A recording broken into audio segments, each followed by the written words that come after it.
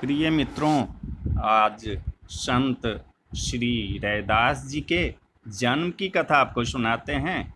साथ साथ उनके द्वारा कुछ घटी घटना के बारे में भी जानकारी देंगे कि आचार्य श्री स्वामी रामानंद जी का एक ब्रह्मचारी शिष्य था। वह नित्य आटे की चुटकी ब्राह्मणों के यहाँ से मांग कर लाता था। उसी से ठाकुर जी का भोग लगता था और साधु सेवा होती थी। रास्ते में एक बनिए की दुकान थी। वह बनिया जो था वो नित्य ही ब्रह्मचारी से कहता था कि आप मेरा सीधा सामान भी स्वीकार करो। इस प्रकार उन्होंने 10-20 बार कहा, परंतु नियम के विरुद्ध उस बनिए से सामान लेना ब्रह्मचारी ने स्वीकार नहीं किया। एक दिन बड़े जोरों की वर्षा हो रही थी। चुटकी मांग कर लाना संभव नहीं था। अतः उस बनिए से ब्रह्मचारी जी ने जो भी आवश्यक सामान था वो ले लिया। जब श्री आचार्य जी ने ठाकुर जी को भोग लगाया तो उस दिन प्रभु भोग आरोगते हुए ध्यान में नहीं आए। तब उन्होंने ब्रह्मचारी से पूछा, कहो आज भिक्षा कहाँ से लाए हो? उसने उत्तर दिया कि एक बनिए से। श्री स्वामी जी ने कहा, जाओ पता लगाओ। पूछने पर मालूम पड़ा कि बनिए ने किसी नीच वर्ण की प्रेरणा से अन्न दिया है। तब श्री स्वामी जी ने बड़ा भारी श्राप दिया कि तूने मेरी बात नहीं मानी और नीच की भिक्षा ली, अतः जाकर तुम उसी घर में जन्म लो। वही दूसरे जन्म में श्री रैदास भक्त हुए। माता अपने बालक के रैदास को दूध पिलाना चाहती थी, पर बालक रैदास दूध पीने की कौन कहे। इन्हें माता का छूना भी अच्छी नहीं लगता था, क्योंकि गुरुदेव की उत्तम सेवा के प्रताप से इन्हें पूर्व जन्म की सब बातें याद थी।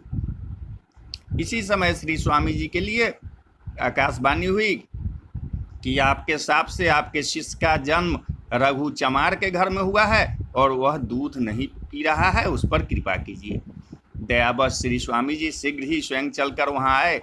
बालक के दूध न पीने से पिता माता बड़े दुखी थे। स्वामी जी को देखते हुए वह दौड़कर उनके चरणों में लिपट गया और प्रार्थना करने लगी कि कोई उपाय करके बालक को बचाइए।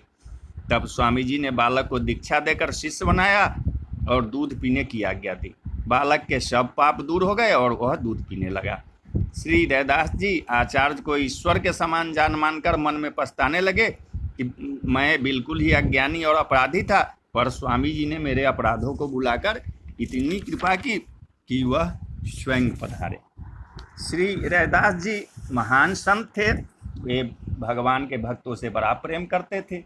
संत सेवा में धन का सदुपयोग करते थे। इनका यह आचरण इनके पिताजी को अच्छा नहीं लगा, अतः उन्होंने इनको अलग कर दिया और घर की पीछे की जमीन रहने के लिए दे दी। यद्यपि घर में बहुत सा धन माल था, पर उसमें से पिताजी ने अलग करते समय एक कण भी नहीं दिया। इससे रैदास जी और उनकी स्त्री को बड़ा सुख हुआ। इन लोगों को भगवान पर पूर्ण भरोसा था। रैदास जी जूतियों को गाड़ते थे, पक्का चमड़ा लाकर जूते बनाते थे, साधु संतों को पहनाते थे। अपनी सेवा को प्रकट न करके गुप्त ही रखते थे। संत रैदास जी एक छप्पर डालकर उसमें भगवान की सेवा के योग्य स्थान बनाया। उसी में संत जन भी निवास करते थे, परंतु स्वयं जो रैदास जी खुले में रहते थे। मजदूरी से प्राप्त धन को अतिथियों में बांट के खाते थे। ऐसे दैनिक जीवनचर्या से ही रहते थे। एक दिन स्वयं भगवान भक्त का भेष बनाकर श्री रैदास जी के यहाँ पधारे और श्री रैदास जी को पारस मणि देते हुए कहा कि इसे संभाल कर रखना। श्री रैदास जी ने कहा, मेरे धन तो श्री राम जी हैं, इस पत्थर से मेरा काम नहीं चलेगा। मैं धन संपत्ति को नहीं चाहता हूँ।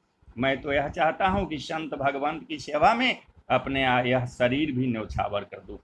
संत भगवान ने पारस का प्रत्यक्ष प्रभाव दिखाने के लिए उसे लोहे से छुआ दिया, वह सोने की हो गई।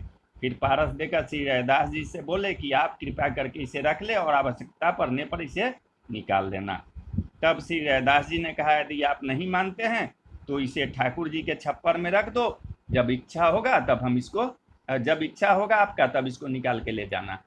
साधु वेशधारी भगवान श्याम सुंदर 13 मास बीत जाने के बाद फिर रैदास जी के यहाँ आए और बड़े प्रेम से बोले, कहिए रैदास जी, पारस का प्रयोग करके क्या सेवा की? श्री रैदास जी बोले, जहाँ आप रख गए थे वहाँ ही रखा होगा, आप उसे ले लीजिए।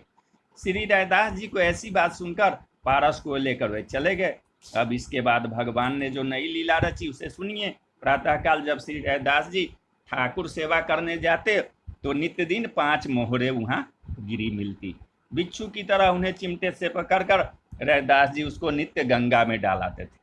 अब तो रैदास जी की ठाकुर जी के सेवा से भी भय लगने लगा। तब भगवान ने स्वप्न में श्री रैदास जी से कहा, तुम अपना हठ छोड़ दो और मैं जैसा चाहता हूँ वैसा करो।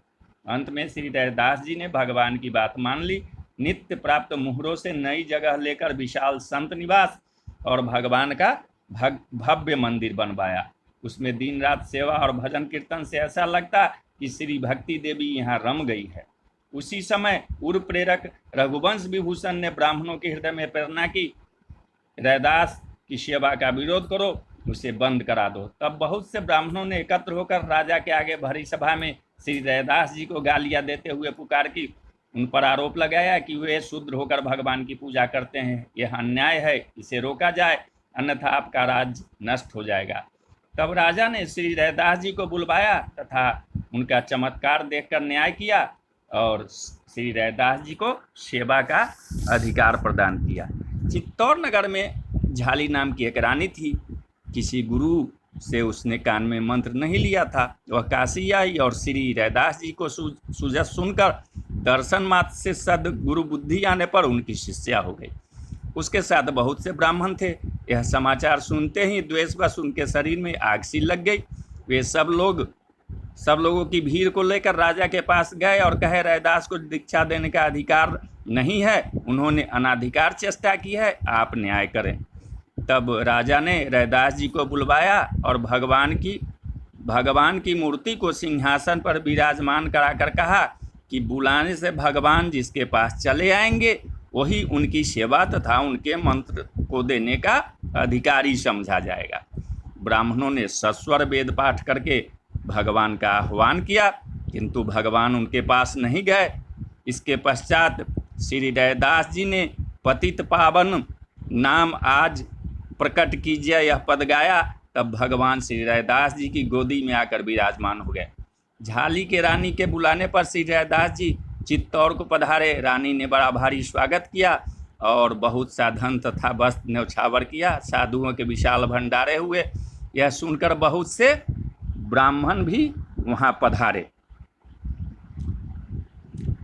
उन्हें भंडारे में भोजन करना स्वीकार नहीं किया, इसलिए इन्हें सीधा सामान दिया गया। ब्राह्मणों ने रसोई की और जब भोजन करने के लिए बैठे तो उन्हें पंक्ति में 2-2 ब्राह्मणों के बीच में एक रैदास बैठे दिखाई पड़े। यह चमत्कार देखकर उनकी आंखें खुल गई। तब वे दीनवाणी से अपराध क्षमा करने की प्रार्थना करने लगे। लाखों ब्राह्मण भी उनके शिष्य हो गए। श्री रैदास जी ने अपने शरीर की त्वचा को चीरकर सोने का यज्ञोपवीत सबको दिखाया। इससे सबको विश्वास हो गया कि ये जो है ये कोई साधारण आदमी नहीं है, ये कोई विलक्षण शक्ति है, कोई महासंत है। बोलिए जय श्री राम, जय श्री राम।